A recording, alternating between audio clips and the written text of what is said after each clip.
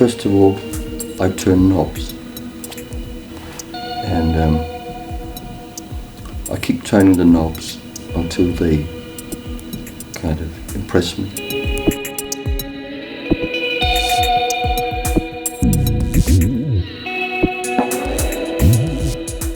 You could even say inspire me, or you could say until I recognize them.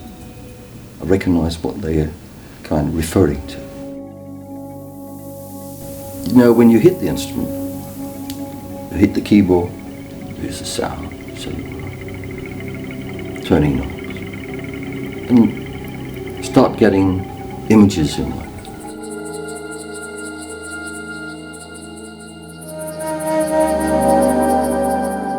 I don't think in terms of notes. That might happen later. But you know, turning knobs, listening to the sound, maybe a motive could be used. Well, not quite. Okay, I might change the sound. No, not really. Okay, I change the motive.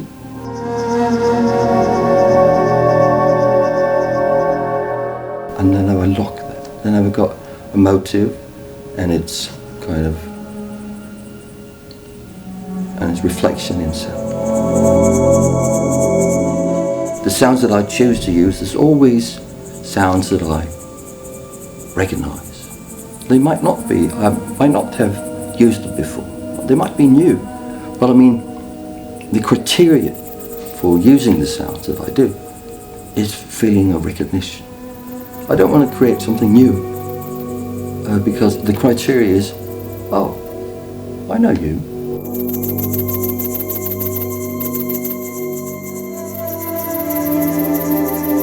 When you get pushed by the joy of water, for instance, and you turn knobs and you think of water, all kinds of water. I mean, it doesn't mean that it sounds like water. But that's where the energy and the wishes derives from. You have to be in the water.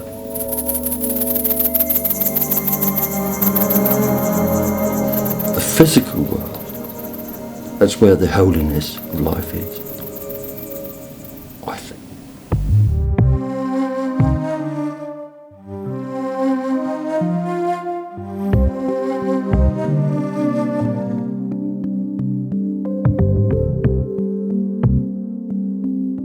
When I first got my hands on the Minimo, which was about 40 years ago, suddenly the space between notes disappeared. It all became kind of a huge continuum of sound.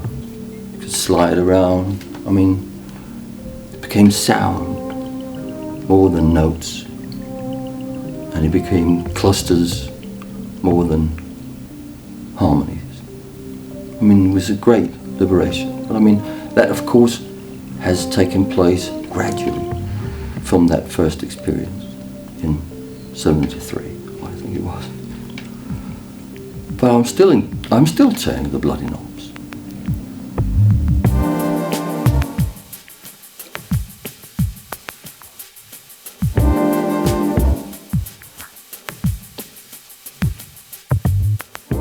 And I don't want to kind of produce the image of somebody playing music. Everybody knows that. You listen to a piano piece and most of the time you get the image of the bloody piano. Whereas if you work on these instruments, you might sometimes get a feeling that it's not the look of the instruments, but it's actually the images that they project somehow. I find that very interesting.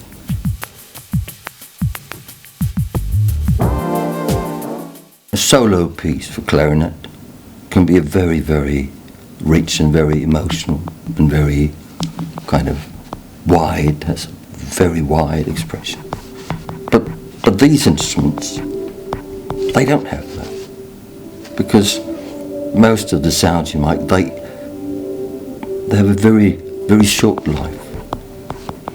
You press the key, and it either says just zero or whatever you kind of.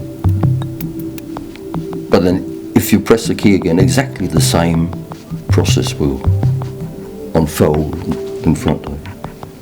But you make up a music-like situation or piece, and the model for all the sounds that you make, I mean, are kind of built into the spine, to the experience, all the instruments that you heard. For instance,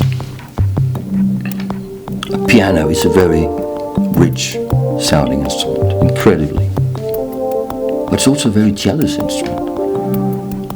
If you have a cello along with the piano gets kind of, it withdraws, you know. It doesn't, you can't hear all those qualities, because the moment somebody else is there, I mean, the quality, the essential super quality of a nice piano is offended somehow, which means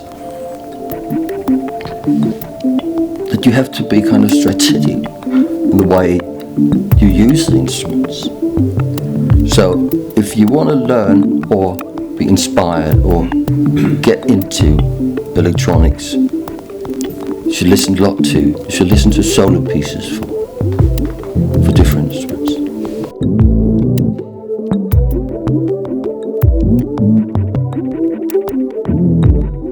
I have another kind of, say, tendency to break up the piece.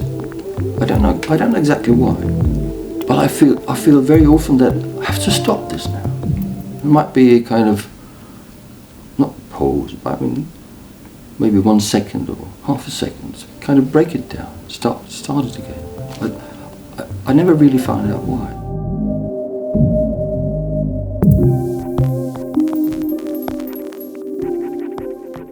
It's not that I like endings. Who likes endings? Mm-hmm. Right? Maybe that I do like beginnings. Yeah. And the more stops you've got in a piece, you know, the more beginnings you get. Yeah. You know?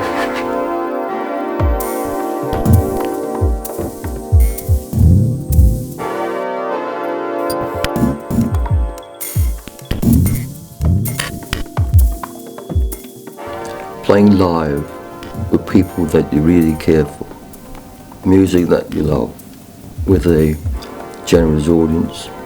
I'll never forget that, of course. But I must confess that I got bored with what I played, with my own playing.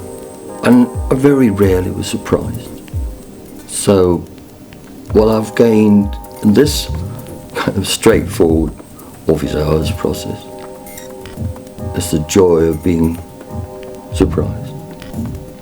Because it's not only my finger or musician ability. Somehow my whole body is at stake somehow. Body and mind, yeah.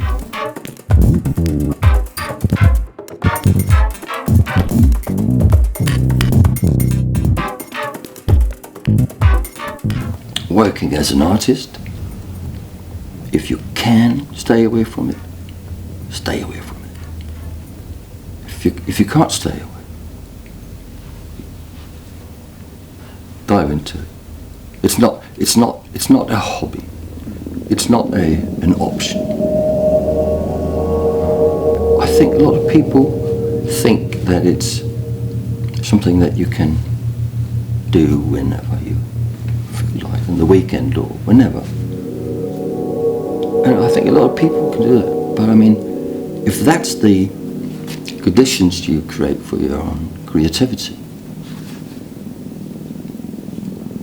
it's hard to accept the way that society treats you. If you have this wish of something joyful, something, I mean, it's dead serious, man. Although it's I love it, but I can't stay away from it. When I'm here, it's because I can't stay away. Sun might be shining, turn the blinds down. It's like, I can't really tell whether it's November 15 or June 3rd. Blinds down. I love it.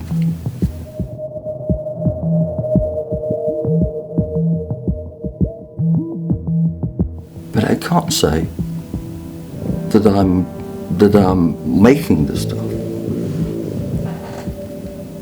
to anybody but myself. Otherwise it would be a design process, designed to hit that market, and I'm not able to. I'm too selfish.